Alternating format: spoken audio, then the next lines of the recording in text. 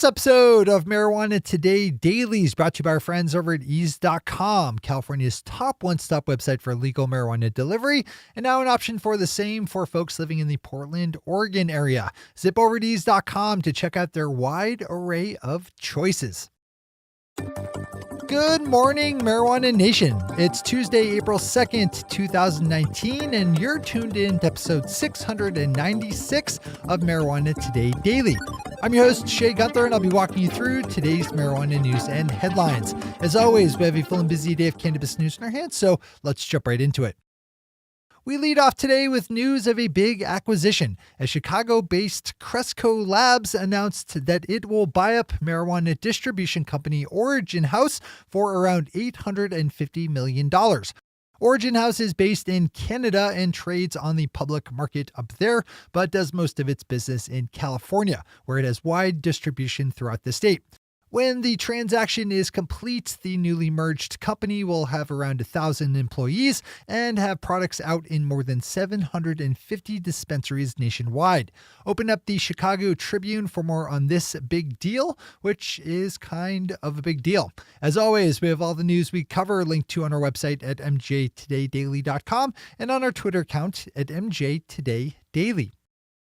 Kyle Yeager over Marijuana Moment grabs our second top spot today with a good headline out of California, where yesterday the district attorneys of Los Angeles and San Joaquin counties announced a partnership with the nonprofit organization Code for America that will use special software to comb through past criminal records to find people who could benefit from having marijuana crimes automatically expunged. Code for America estimates that there are around 54,000 marijuana-related convictions that could stand to be flushed between the two counties. While it'd be better if the expungement process was automatically done by the state, this kind of initiative is a great solution for places that have at least taken the step of opening up a process for individuals to clean up their records themselves. Open this one up today, too.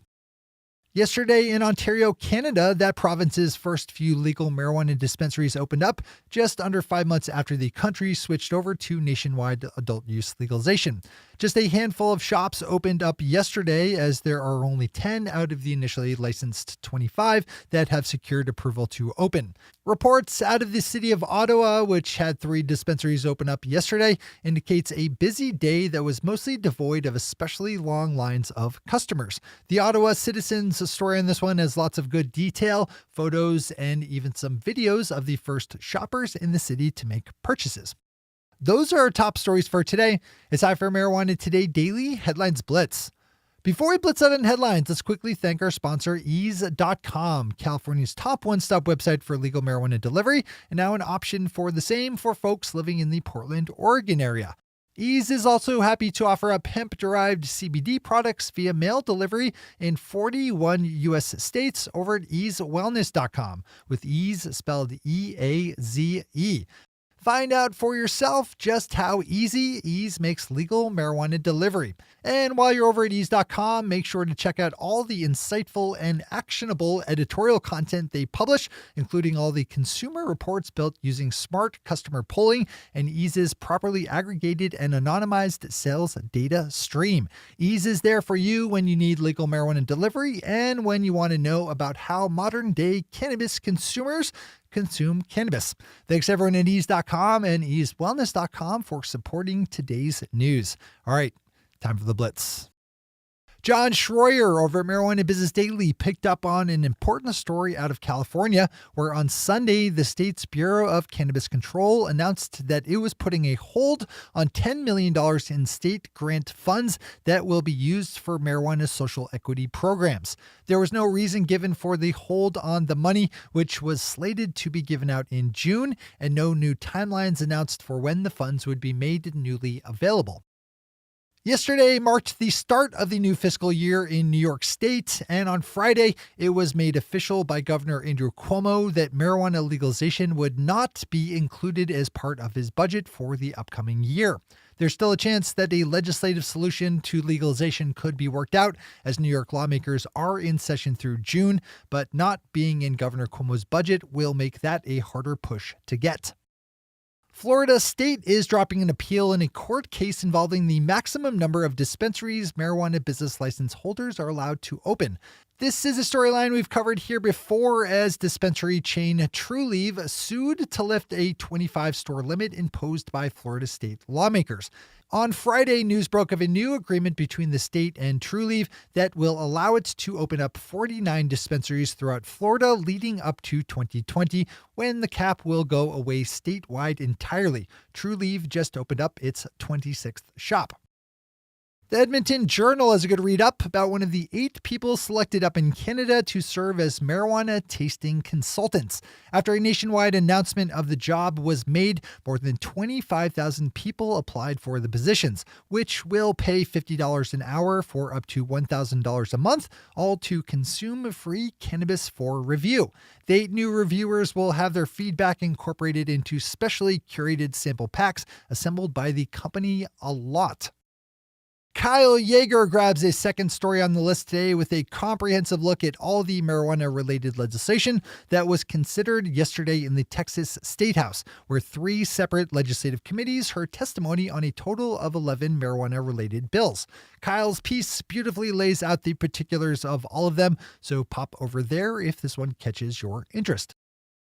The Boston Business Journal's Jessica Bartlett nicely covers a recent decision by Massachusetts Attorney General Maura Healey that the town of Brewster is not allowed to ban adult-use marijuana businesses from setting up because it had already passed zoning ordinances allowing for cannabis commerce.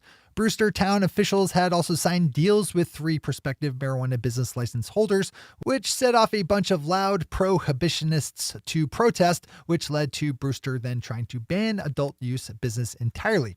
Then it lost. This is a good win. And finally for today, Leafly is a well-written longer-form piece up that jumps into Oklahoma's new booming cannabis industry, which I've covered here lots on the daily for the total lack of any kind of licensing cap, which has resulted in thousands of newly licensed dispensaries, growers, and processors, with lots more on the way. I think this is one of our industry's more exciting storylines, as Oklahoma represents what a state looks like when it pretty much just throws open its doors to anyone and everyone to jump in. One of the best anecdotes in Dave Howard's piece was the mention of one entrepreneur who considered paying a consulting firm $10,000 to help with his license application before he saw that the state only needed a single page of information from cannabis business license applicants. That entrepreneur, Ben Neal of Sage Farms, had his license in hand just 2 months later. Those are the headlines and news for the day. I'll be back with you again tomorrow morning with another information-packed episode of Marijuana Today Daily. But in the meantime, if you have any stories to share or feedback to give, send us an email to headlines@mjtodaydaily.com. And while you're clicking around the interwebs, swing over to our Twitter account at mjtodaydaily and visit our website at mjtodaydaily.com to find links to all the news we cover. Thanks to our sponsor Ease and to our awesome patron listeners for the support that makes this show possible. To join the illustrious ranks of the patron listeners yourself, swing over to our website at mjtodaydaily.com and click on that big blue button at the top of the page that says Become a Patron. I'm your host, Shay Gunther. Thanks for tuning in and starting your day with Marijuana Today. Today.